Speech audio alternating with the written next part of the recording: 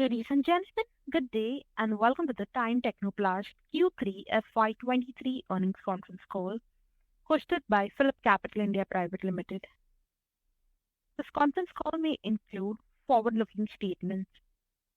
These forward-looking statements involve a number of risks, uncertainties, and other factors that could cause actual results to differ from those suggested by the forward-looking statements. These risks and uncertainties include, but are not limited to, our ability to successfully implement our strategy, our growth and expansion plans, obtain regulatory approvals, our provisioning policies, technological changes, investment and business income, cash flow projections, our exposure to market risk as well as other risks. The company does not undertake any obligation to update forward-looking statements to reflect events or circumstances after the date thereof. As a reminder, all participant lines will be in the listen-only mode, and there will be an opportunity for you to ask questions after the presentation concludes. Should you need assistance during the conference call, please signal an operator by pressing star then 0 on your touchtone phone. Please note that this conference is being recorded. I now hand the conference over to Mr. Abhijit Purohit from Phillip Capital India Private Limited. Thank you, and over to you, sir. Thank you. Good evening, everyone. On behalf of Phillip Capital India Private Limited, I welcome you all to Q3 and 9-month FY23 earnings conference call of Time Techno Plast Limited. From the management, we have with us Mr. Bharat Kumar Vagheria, Managing Director, Mr. Raghupati Tyagarajan, Whole-Time Director, Mr. Sandeep Modi, Senior VP Accounts and Corporate Planning, Mr. Hemant Soni, VP Legal and Corporate Affairs. I now hand over the call to Mr. Bharat Kumar Vagheria for his opening remarks. Over to you, sir. Thank you, Abhijit, for introducing all of us management side. Now, you all know that it has been a year since now as we lost Mr. Anil Jain, co-founder and managing director of the company last year, Sir the 6th of February. But his vision is continue, remain strong, which is we will continue to work towards his dream of growing the company. The company continued to strengthen its market position in the industrial packaging segment despite challenging global economic conditions. We are pleased to announce a strong performance during the 9th month with the year revenue growth of 19%. The value-added product segment grew by 29%. Even driven by good demand of the IBC composite cylinder, good order book position for CNG casket coupled with the stable core industrial packaging businesses, increasing popularity of Type 4 LPG composite cylinders which help us to achieve our target set for the year. The results are already announced, but I just walk you through some of the key financial and operational highlights. The key numbers are, on a consolidated basis in Q3FY23, revenue grew by 20% as compared to corresponding quarter last year, Q3FY22, and 10% as compared to previous quarter, Q3FY23. In FY23, on a consolidated basis, net sales stood 1,131 crores as against 943 crores of the previous year. EBITDA was 153 crores as against 137. Profit after tax 61 as against 54. It means net sales increased by 20%. I'm glad to tell you where the India is 11%, overseas is 42%. Quite good growth in the overseas market. Volume increased by 16%, India 8%, overseas 37%, because of the company has getting good volumes in the new part of the geographical like USA, where the expansion was there. The result has come out in the previous year. EBITDA is increased by 12%, PAT increased by 14%. EBITDA margin was 13.5% as against 14.5%, decreased by 100 basis points. Margin was slightly impacted owing to challenges macroeconomic environment that we all are aware, too much volatility in the last quarter in the exchanges and the polymer prices, which took some time in the passing to the customer. Now, in the 9 months FY23, on a consolidation basis, sales is 3,100 crores, and with the previous year, the same 9 months was 2,012 crores. EBITDA achieved 411 crores as against 369. PAT is 185 crores as against 133. 155 crores as against the previous year of 133. Now, key highlights for 9 months. Net sales increased by 19%, India 14%, overseas 29% in 9 months. Volume 13% overall, India 9%, overseas 23%. EBITDA increased by 12%, PAT increased by 17%. As the volume is increased, PAT is affected in that way. PAT also got 6% increase. In 9 months, FY23, EBITDA margin was 13.3% as against 14.1%. The slightly 14 basis is 80 basis point is lower. Share of the business, I'm glad to tell you, share of the business of the value-added product grew by 29% in 9 months of FY23 as compared to 9 months of FY22. While established product grew by 16%, the share of the value-added products is 24% of the total sales in FY23 as against 22% in FY22. Now, because of we have heard that sales in the overseas has grown in terms of the percentage high, therefore, the share of the India and overseas business revenue in 9 months in terms of the percentage is 64% and 36%, as against 68% and 32% of the previous year. That almost remained the same, stood in around 800 crores, and as of 31st March also, it was on the same round. So the spike of businesses increased by 20%. That's all of the same level maintained the company. The capex incurred by the company is 169 crores, which includes 53 crores towards the capacity expansion, re-engineering and automation.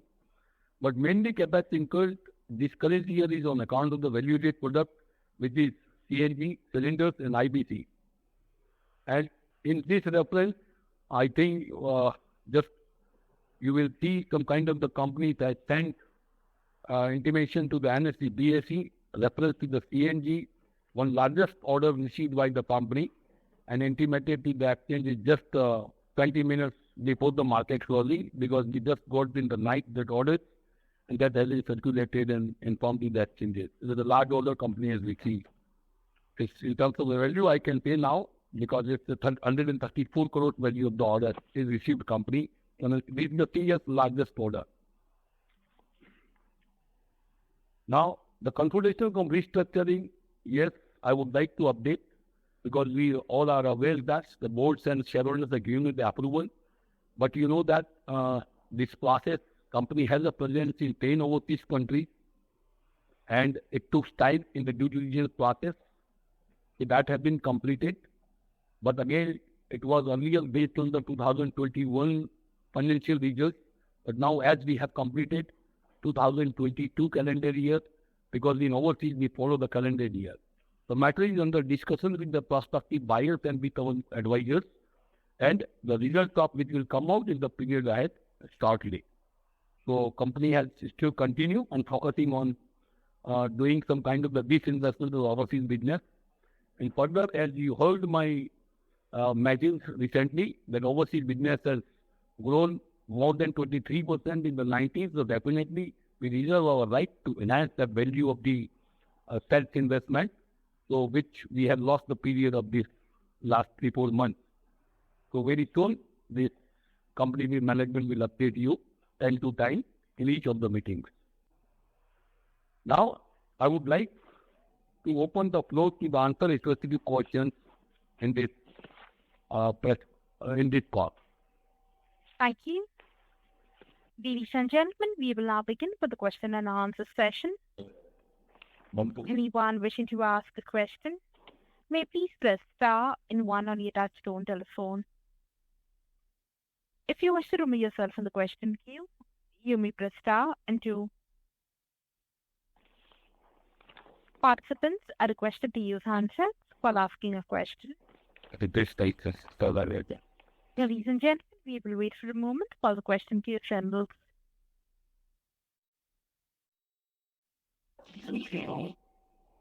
The first question is from the line of Hitesh Tong from ICICI Direct. Please go ahead. Thanks for the opportunity, sir, and congratulations on a good set of numbers for the quarter. Though the number was impressive on a YOY basis, sir. But my question on a 3-year CAGR basis. The 3-year CAGR basis, the revenue CAGR is still, in a single digit. So I just wanted to understand which business segment, according to you, is underperforming or below our expectation. Segment-wise, if you can throw some light on the performance front, please. Yeah, I agree with this. You know very well, as I think overall company has grown by 20%, but as which is especially composite product is giving more than 20%, and the packaging business overseas has done very well. But India packaging business has grown in the range of around 7 to 8% in terms of the percentage. But if you tell me the overall sale of this product-wise sale, I figure at 9 months of this FY23 is concerned, the regular product, the packaging, excluding the IBC, because that comes under the value of lifestyle, auto, batteries, well segment, is in the range of around 2,200 crores. We got it, revenue, as against 9 months of the same, 95 crores. So it all grew by 16.5% if you compare 9 months. But yes, I agree that in the pipe business, it grew only 6% because in the first half, very, very less orders was there. The price too much volatility was there. And thereafter, government has also initiated, released some money to the EPC contractor. And the second half, this business has started picking up. So, in Q3 and Q4, company has a good booking as far as pipe orders are concerned. So, especially you are asking me which business is the P pipe business, which is grew hardly in the single digit 6%. All other businesses are more. In value-added products, you will find the sale of the 9 months is 740 crores, is again 573, which is grew by 29%.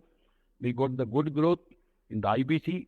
Composite cylinder has a more than 50% growth because the base was very small. Our composite product, which includes LPG and CNG but together. And at least in the next 2 to 3 years, you will see the more than 100% growth in the composite cylinder business because base is very small and companies market demand is more and companies also doing expansion, substantial expansion in the composite cylinder for CNG application. Another is the mop ceramic also, which is grew hardly 8%. So these two products where the business growth is less than in single digit. Otherwise, therefore the average growth is 19%, which we have seen in the first 9 months. Sir, so going forward, let's say for the Q4, how the demand recovery you are seeing on the ground level for those products which are not performing, and if you can give some kind of future guidance on the other segments also as far as the revenue growth is concerned, that will be very helpful. Yeah, I normally we don't provide guidance, but that quarter was already 2 months is past of the current quarter. But as far as Q3 as business, we did 1131 crores. Definitely Q4 will be the higher. And you see the past track record always. In the first half, we do 45%. Q3, we do 27 to 28%. But Q4, always we used to do around 30% business. So definitely, year closing, we are looking for more than 4,200 crores business we are expecting. So definitely, this quarter, we will have more than 1,200 crores business. And especially Q4, we have a good order book of the composite products, good order book for the pipe, it all will be executed. And the packaging business, as we are sure, we are taking a growth of in the range of 10 to 12% only. But definitely overall in a year, we can say 22-23, we should grow in terms of the volume 15%, and value terms also will be around the 16 to 17%. Is our projections currently. But certainly, if you ask me the next year, definitely looking to the growth, looking to the product in hand, looking to the expansion plan of the composite products in the company, because another 2-3 products we have developed in composites, which has a good demand we are expecting. So overall, I can say at least for 23, 24 also, whatever market condition may be, but we are definitely going to grow around 15% in the period of 23-24. Okay. And so my next question on the gross margin front, though you have, you have given some input saying that there was volatility in the raw material prices. Yes. But sir, I just want to understand when our value-added product category have grown so sharply, even on a YOY basis for the quarter also and for 9 months also, the gross margin, there was a pressure on the gross margin. The gross margin is still much below than our pre-COVID level of gross margin. I understand that there would be, would have been a delay on the passing of the prices and all, but just wanted to understand what is there any kind of structural issue, or say so this is the margin you are happy with, or the gross margin you see will improve going forward. I just want to understand which kind of growth gross margin should we look going forward from the current level, especially when your raw material prices have again moving up. No, it's a good question asked by you, but one thing I'm just clarifying the two way. You have asked me the COVID period and the later on. COVID period, you know that many restrictions were there. Initially if we can say the 2021, all the production was not allowed, only the essential product was there, mechanical products. And at that time, because of the COVID restriction and the limited supply of the raw material, product availability, we have increased the prices also. So if you take me the overall product margin, as we have always suggested, will be in the range of 14 to 15%. Yes, COVID period, there was certain COVID expenses, additional expenses was there, therefore we have asked for increase in the prices. But now as far as 22, 23 is concerned, everything has stabilized, percentage of the business revenue was also stabilized. And I agree that business of the composite product is increasing as 22% increase to 24%. Therefore, we have seen that there is a substantial improvement in terms of if you see the last quarter of September, where the EBITDA percentage was 13.1%, which is now increased to 13.5%. Further, in the whole of the year, I am looking that it should be around 13.8%, means I can say near to 14%. But yes, if you ask me, the year of next year, 23-24, is concerned, definitely will surpass 14% because value of the value-added products are going to increase. In other words, I tell you, the polymer prices increase or decrease, we have a system of passing on because 92% business we do B2B directly. All educated customers, when price increase there, we pass on to them.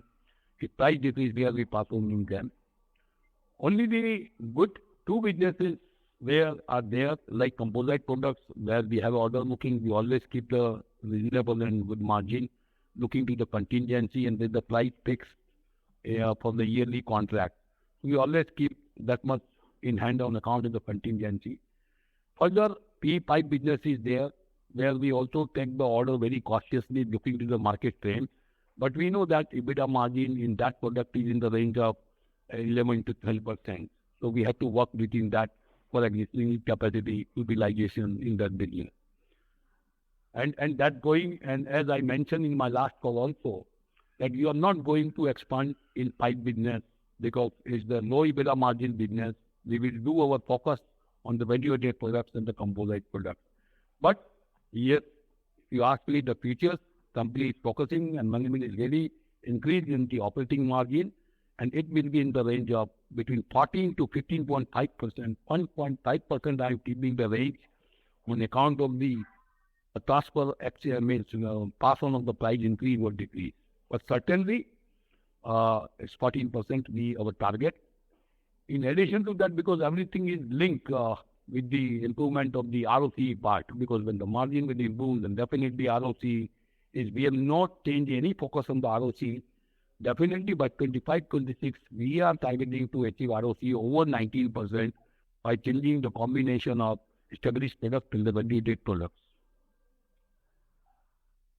Okay. So my last question is about the LPG cylinder, what we are delivering to on one of the oil and gas companies, the IOC. So how much volume and value we have generated in Q3 by supplying it?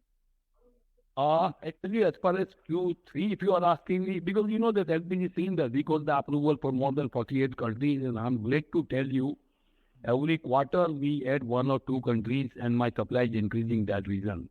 You know that when before the IOC order, even company was having a good order book and supplying to various countries. Now, I'm glad to tell you, your company cylinder is now approved in Korea, approved in Taiwan, approved in Sudan. All government has visited our plant. So regular orders are coming from that things also.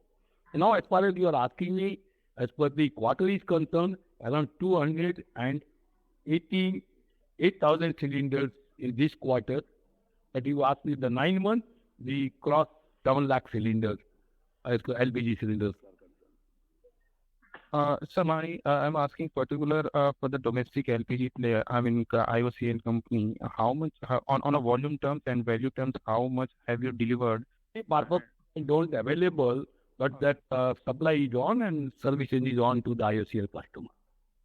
Okay, and have you received any kind of further indication of a repeated order or anything else? I think I mentioned in my previous call also, 1 year already extension is there in the order itself. Without changing the price terms, they can extend the same, and they have extended also that next year also the same quantity and same price will continue. Extension is done only, repeat order. Okay, so sir, in the previous call you have also mentioned that on the overall composite product composite cylinder category, you have given a revenue guidance of 300 crore for FY23 or about 500 crore by FY24. So obviously with the new order the hand in the casket category, you want to revise that guidance upward for composite? I have a one restriction, you know very well, because I think if you go through my recent, just 1 hour back, I had given my intimation to the exchange and BSE and NSE. If my capacity 100% booked as far as CNG casket part is concerned, because I am completing the expansion phase 1. Now phase 2 expansion, which is going to be completed in January 24. So as far as guidance part is concerned, for the composite product, LPG and CNG put together in the range of around the 500 crores, I am taking for 23-24. Not much because I don't have a available capacity. Okay, 500 crores. Yes, over 500 crores. Maybe plus or minus 5% maximum. Okay, okay, sir. Sir, if I am listening, I will come. Yeah, you're welcome. Thank you. Thank you. The next question is on the line of Sandeep Dixit from Arjal Partners. Please go ahead. Everything is answered. Thank you. Nothing to ask. Thank you, sir. We'll move on to the next question. That is on the line of Panak, an individual investor. Please go ahead. Mr. Panak, your line is in the talk mode. Please go ahead. As there's no response from the current participant, we'll move on to the next. That is on the line of Mahindra Jain from Way to Wealth. Please go ahead. Sir, namaste, Bharatji. Yeah, namaste, Mahindra. Sir, my question was regarding only this divestment process or strategic partnership and all these things. We are like discussing last so many quarters. So if there is any hurdle or any progress which you can share with us on that direction, like because of this being a, I mean, packaging business and not in having more value-added business, that's why we are suffering some issues or something like that? Or can you just put some highlight? What is the right now the process is going on? In which direction? Like Mahendraji, I know your concern and you are right that our talk is ongoing for last 3 quarters because initially you know that we were talking last year 22-23 and it is delayed by 3 months because of the said demise of our honorable managing director. Subsequently, the remaining promoters took back this process on. And you know that the overseas business has presence in the 10 countries and all are in different geographies. One is USA, several in Southeast Asia, plus Far East Asia, Taiwan and Middle East. So it took time. In fact, we were estimating that we will be able to complete in the 6 to 8 months time. But considering the due diligence process, it took more time. So now, and as we complete the due diligence process, then the year of the 2022 end. So as I mentioned in my first remark also, we have not hold up this any process. It is on. But at the same time, we have seen the growth also. More than 30% business has grown overseas. Okay. So as far as this business is concerned, good business is there. But again, as a promoter, as an investor, we also would like to have a good value is concerned, overseas party is concerned. So we are talking with them. And now we are talking overseas as a whole also and the part that operates for the discussion.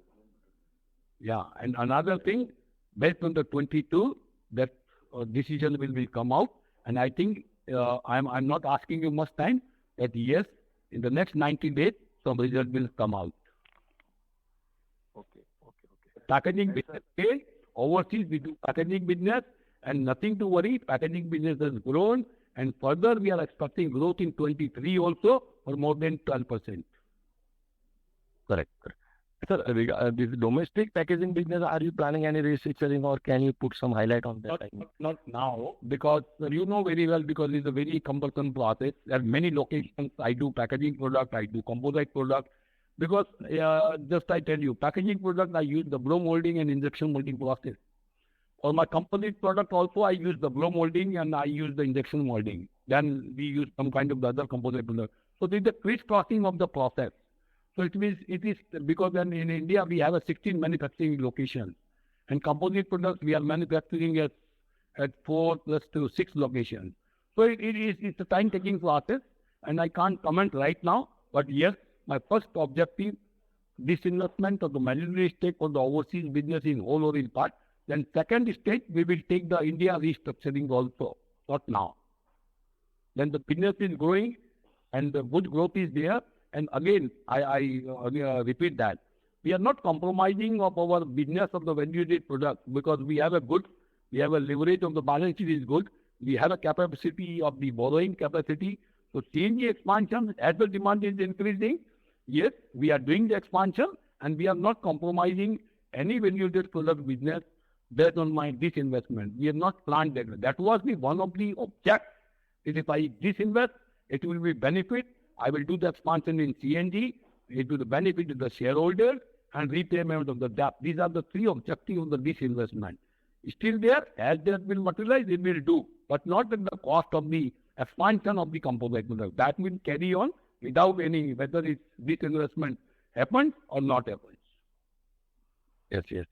And that is the biggest advantage that if it happens, then we can take care of working capital, long-term loan and all these things. Yes, I agree, Mahendraji, you are right. We are worried because cost of the fund has also increased.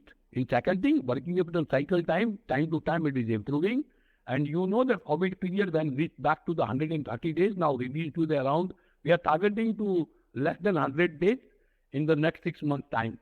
Because the value-added product share is increasing, which is currently 24%, and I am targeting by 25-26, my value-added product share will be 40%, and other share will be 60%. By that time, definitely working the cycle time will be in the near to 80 to 85 days. Correct. Okay, sir. Sir, anything you would like to share regarding hydrogen cylinder flue gas, like anything? Very long term, but would you like to share anything? I give Mr. Raghupati because last time he has clarified what is hydrogen cylinder and when he will be there. Because my function line is also covering some kind of the development part that Mr. Mark, colleague partner Raghupati will explain. Yes, good afternoon, sir. We have been working on the composite cylinders, as Bharat has been informing you. We've been very progressing very well as far as the high pressure cylinders, the CNG application is concerned. Hydrogen theoretically comes in as the next step of this development process, wherein the working pressure for CNG is about, let's say, 250 bar. So hydrogen would be 350 bar and 500 bar and 700 bar. So these are the steps at which the local PESO will also give their approvals. So our expansion that we are also planning for the composite cylinders has been incorporated to ensure that we are in a position to use a part of our capacity for hydrogen cylinder manufacture as well. We are in discussions with quite a number of potential users also. We recently participated in this India Energy Week, which was inaugurated by Honorable Prime Minister Modi as well, where there's a lot of emphasis on CNG, natural gas, as well as for hydrogen. There has been a fantastic response that has been received. There are people who are in the pipeline wanting us to really develop because we are going to be the and for a long time the only the country who would be able to offer the hydrogen cylinders as well. So we are working very vigorously as the new equipments are also in place. By year end, we should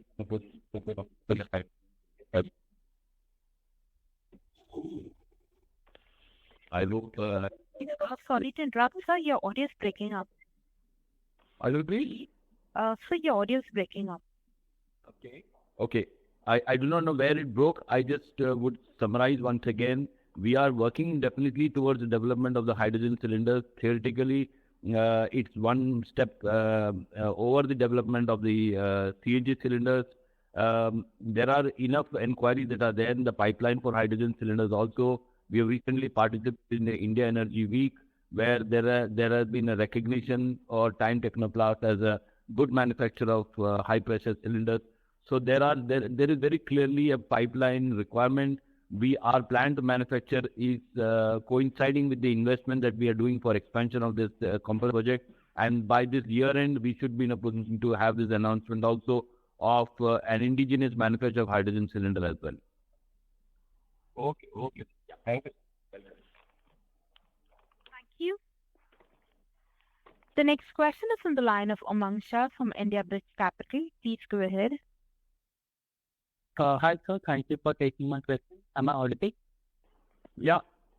Sir, the first question was, can you tell me the difference between the working capital requirements for the value-added products and for the base business?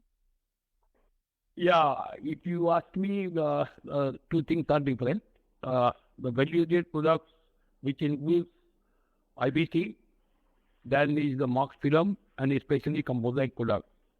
Yeah, composite products, I tell you, is the voluminous business, because when anybody gives us the order, they give us in certain volumes.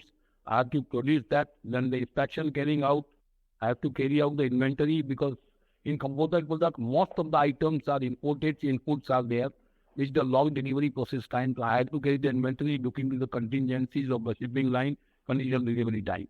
But in nutshell, I can say the difference between the working capital cycle time of the established product and the value-added product. If established product need a working capital cycle time of around, in normal, I am telling you, 110 days. But in case of a value-added product, it will be 70 days. Okay. So, sir, the reason I'm asking this question is if I look at long-term fundamentals of the company on a ROC or an ROE front, the company has not been able to reach 15%, 14% in the last 10 to 15 years. So, on a return equity front, how do you think about the business overall? Do we think that it's because of less utilization of the capacities, or do you think it's because of higher working capital, working capital? In fact, I tell you, apart from this COVID period where the working capital cycle was increased substantially in 2 years, 19, 20, 2021 and 22, 2.5 years, something COVID period. So as to that, my working capital cycle time was 85, 90 days. So we are coming back on that period. Target is there. In fact, by end of this 23, we are keeping target of less than 100 days. But definitely, I'm keeping my internal target of 85 to 90 days in the period of 23-24. And as I mentioned to you, value this product when the sale will be 40% and this sale will be 60% by 25-26. Definitely net working of the cycle time will be in the range of 75 days. Right. And what would be the impact on it? Again, I just add it further. Another thing, ROC part is concerned, currently which is in the range of 13%. In the next 3 years' time, by 25-26, we are targeting ROC over 19%. And that change as stress ROC can achieve it by improving the working of the cycle time, by improving the margins, EBITDA margins, currently, paid margins, all put together, there will be improvement in the ROC. Right, sir. And sir, one question is, you had a massive capex program from 2010 to 2014 that you almost doubled the gross block from 800 crores to almost 1,500 crores. After which, in last 5-6 years, the capex has been more or less to the extent of maintenance capex, broadly near there. So, first question is, the machinery that you had installed in the first capex cycle of 10 to 2014, how long can it further go for? And do you have any major maintenance capex coming up? I expand in two ways. As you are right, as you know that capex company has did the capex in the, you are talking about 2010-11 onwards, first 5-6 years, company has expanded overseas, and which, as I mentioned when you were on the call, that the fruits are coming, and that fruits will come when the company management will take the decision of the disinvestment. And I tell you, definitely the investment which we received the return in the period ahead, and further as the capex which we are currently incurring is the value-added products measure, and that is where the EBITDA margins are also higher compared to regular products where the EBITDA margin is in the range of 11 to 14%, but value-added products in the range of around the 16 to 20% is the margin. So companies making more investment, less working of the cycle time. So these are the return they plan, and 3 years, as I mentioned to you, working of the cycle time will also be reduced. Right. And sir, one final question is, what is the update cycle in machinery? I mean, machinery of yours would have an age of 15 to 20 years, but the new machinery might make the current machinery obsolete, right? I explain it this way. You consider as a plant, because in the processing industry, there is an investment in the molding machine, maybe injection, activation, blow, whatever may be there. Correct. In addition to that, we have a blow molds, where depends on the cycle time, depends on the how many products we have made from that. But normally we consider life of the machine is around the 15 years we considered. Life of the mold we consider 10 years as with the policy. And we take always, because we are 25 years old, more than 25 years old company. Okay. So from manufacturing side, it normally the automation, repairs and maintenance cost we consider 50 to 60% of our depreciation amount we consider required on account of the maintenance and to maintain the capacity which we were having at that time to maintain that machine. Okay. And more replacement take based on the customer requirement, based on the customization of the product, and based on the how many products you have produced from that mold. So around, I consider you right that we have, in fact, I tell you, my capex in the last 3-4 years in the range of 150 to 200 crores, except in the COVID period it was less. But now, as you have seen, the product which is CNG product, major focus is on the value-added product companies incurring. And another thing also I would like to tell you, yes, this year capex will be in the range of around 225 crores, considering the major expansion in the CNG product, where the order booking is more and the demand is more and we have a less capacity. But yes, next year onwards, definitely the capex will be less than 200 net of that thing, because company has some kind of the assets which are not in use, some kind of the assets which have been to be disposed of. So that's considering the net of the capex for next year will be less than 150 crores because the company will do the disposal of the assets which have been held for the sale. Right. Got it, sir. Thank you so much. Very good. Thank you. The next question is from the line of Ankur, an individual investor. Please go ahead. Good evening, everyone. Thank you for giving me an opportunity to raise my question. My question is regarding the disinvestment of the foreign business. Sir, are we talking to a single buyer or we have different buyers for different countries for the foreign business? I tell you, if those who are in this packaging business, I will give this answer by my partner, Mr. Raghupati will provide it because he is handling this market with the advisors in the party. We have talks ongoing with the strategic investors, two of them, and financial investors. There are multiple people who are interested. Talks are in an advanced stage with one of the strategic investors where the diligence process is already almost completed. So that's where the process is. There are other people also in the standby, wanting to expressing their interest, especially after the 22 results have also been announced. So there are options that are there being considered by the company. Okay. And so one thing more, as far as the revenue share is concerned, it is about 34% for the foreign business. And if in case I see the book value of the company per share is about 95, what would be the share of the book value of the foreign business as compared to the Indian business? I think I'll have to work out. That we have not worked out, but I will work out and we'll query your eyesight because I'm not worked out in that way. That figures are not available with me right now. Yeah, because I was interested in when you disinvest, what would be the balance book value of the company be after disinvestment? That was my query. I think the overseas turnover of in the range of around 1,200 crores. If you tell me that as we are estimating 1,400 crores, 4,200 crores business of overall business, out of that 1,200 crores business we are estimating from the overseas. So balance 3,000 crores business is in India. And as I have told last time also, whatever business we will lose from the overseas disinvestment, that will be created by way of a value of the product in the next 3 years' time in India. Yes, sir. I'm very hopeful of that. But the only book, how will the book value be affected after disinvestment of the company? That will not depend on the revenue share, but and I think you can share your number with my I can say investor relationship manager and we will provide you that working. Sure, sir. One last question, sir, is regarding the oxygen cylinders that you talked about that you're working on. Is there any development on that regard? Yes, I am very pleased to inform you that the development of the oxygen cylinder has been completed. The in-house testing results have been positive. We've been able to surpass the requirement to the PESO for approval for 3 different sizes. It's just a matter of time and we should get the formal approval. The capacity for the manufacturer are also being put in place. We should be able to launch it probably by April of this year. Thanks a lot, sir. That's all from my side.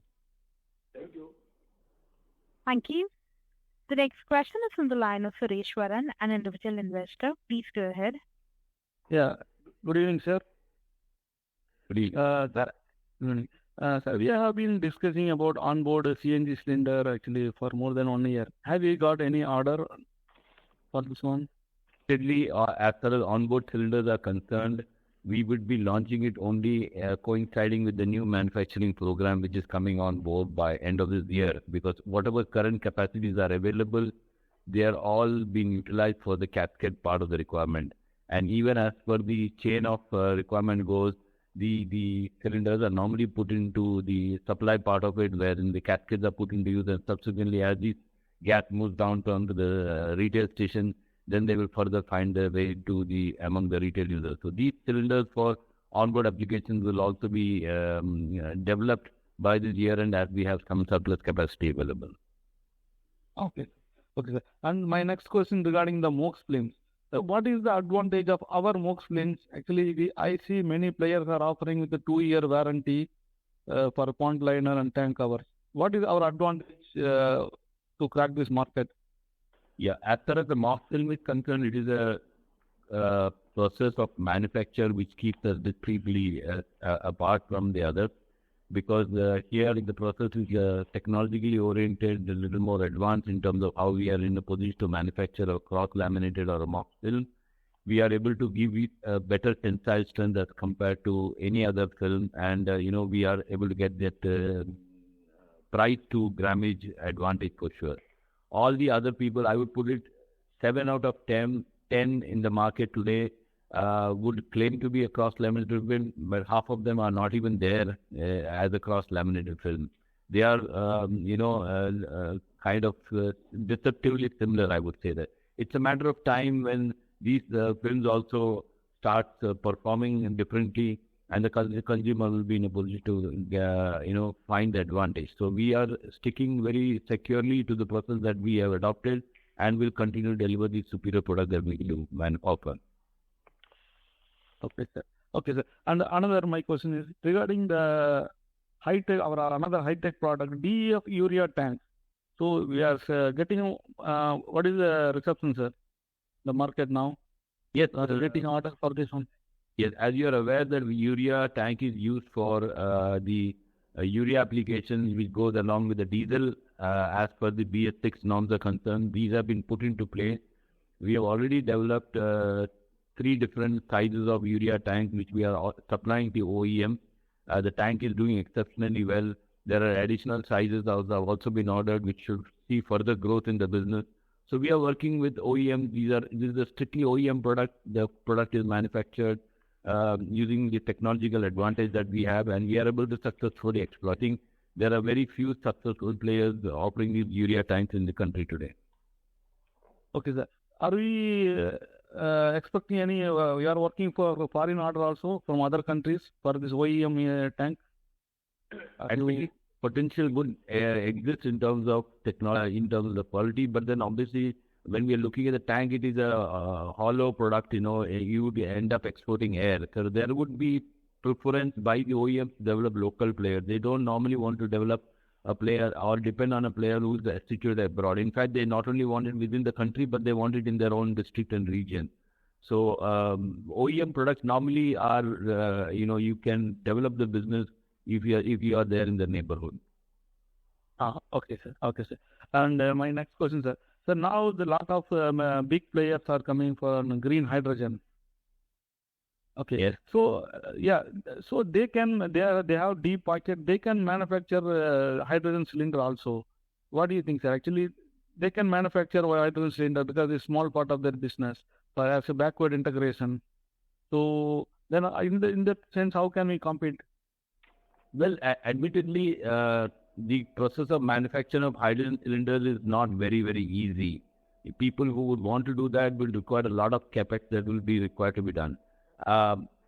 When you are in the business of making hydrogen globally, we are yet to experience any single hydrogen manufacturer today in the world who has been able to develop a hydrogen cylinder successfully. We are very clear about it. We will develop the hydrogen cylinder. There will not be one, but there will be 20 manufacturers of hydrogen, because it is a heavily decentralized process of manufacture of hydrogen. So over a period of time, you will find that hydrogen process of manufacture will start almost in every nook and corner, because at the end of the day, you electrolyze water and you get hydrogen. And if you are in a position to provide green power to it, then you get green hydrogen.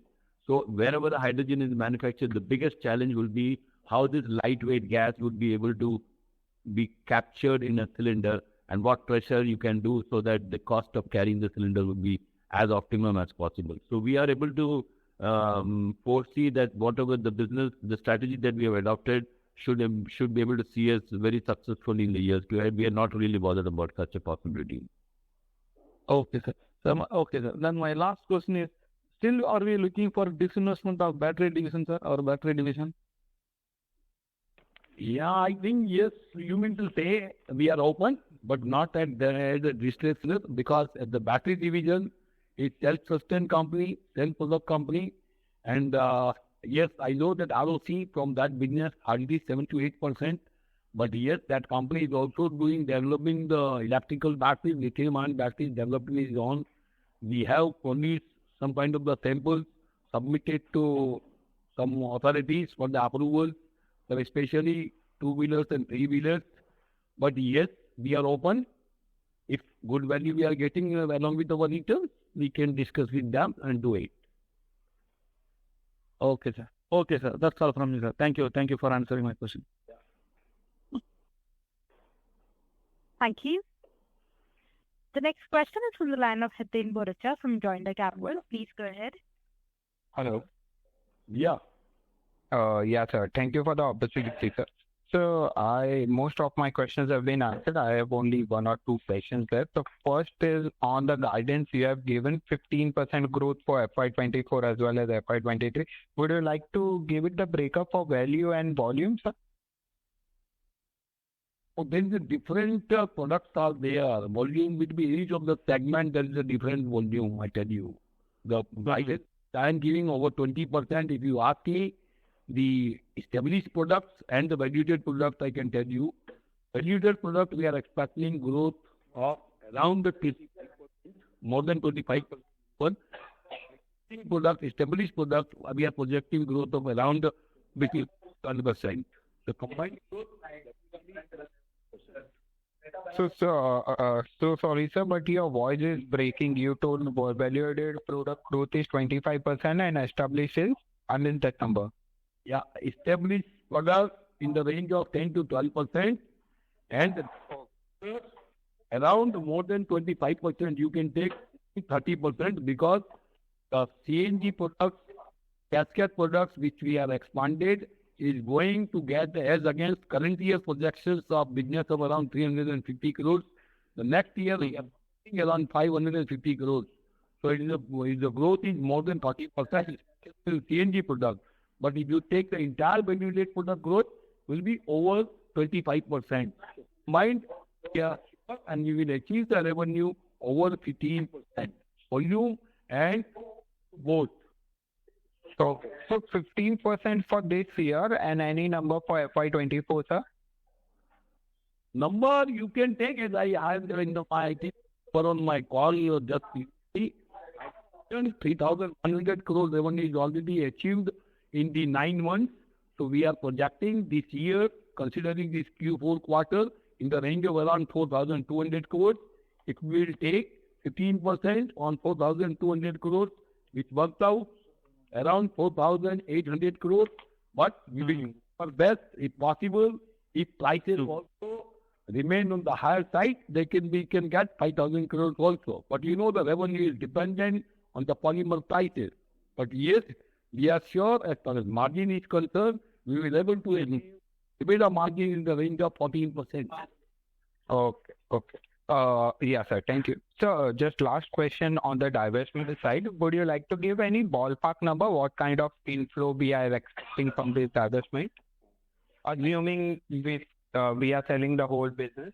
Yeah, I know that because the sale can happen in the part, can happen in the full. And again, it will be the disinvestment maybe in the range of 70 to 80%. Percentages are different. So exactly figure of the inflow cannot be given. But I tell you, as initially we have kept target, if for example I get 1,000 crores, then that will be used for the repayment. 50% will be used for the repayment of the debt. Balance benefit to the shareholders, because I am also the one of the shareholders, investor is there, and the balance will be used expansion of CNG product, which already we have talked, and you will see my communication, which is sent back 1.5 hours back in the NP exchange also. And that expansion is already on committee, and we are going to get it done. So around 1,000 crore, right? Okay.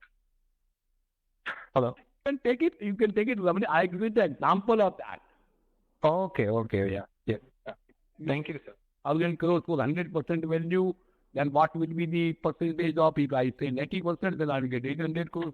Depending on how percentage this investment, depending on because we have seen in the overseas practicing, nobody sell 100%, always continue, because wherever we have also bought some businesses in the last 10 years, we bought initially 70%, then later on Later on, we bought the balance equity also and become today 100%. But this 1,000 crore is pre-tax number, right, sir? Tax-wise, we have to see each of the countries' tax rules are different, each of the region, because we are holding with our holding companies in the overseas countries, different region. So taxation, the overseas taxation is the rate in the range of 20%. Pre and post tax, you will see depending on each of the country liabilities. Because if I have a holding company in Singapore, there is no tax on the capital gain tax. But now I just heard in Middle East, there is some taxation rules that come out recently in 2023. So it worked out when the actual transaction will take place. In India, yes, India, if any India disinvestment, but most of the companies are through the holding overseas, but the companies which are holding through the India, the tax liability is in the range of 25%. The exact amount of the taxation is worked out, then we will be the near to the transaction. So you can take it. It is a pre-tax working, which I have just given you the example. Okay. Thank you for the clarity, sir. Thank you. Thank you. Thank you. The next question is on the line of Panak, an individual investor. Please go ahead.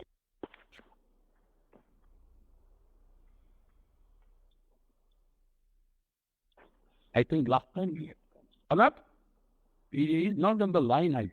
Last time he was there. Panak? As there's no response from the current participant, we'll move on to the next. That is on the line of Manish Omar from Manish Investments. Please go ahead. Manish, your line is unmuted. Please go ahead. I think he is also not there. There's no response from the current participant. Participant, if you wish to ask a question, you may please press star and 1.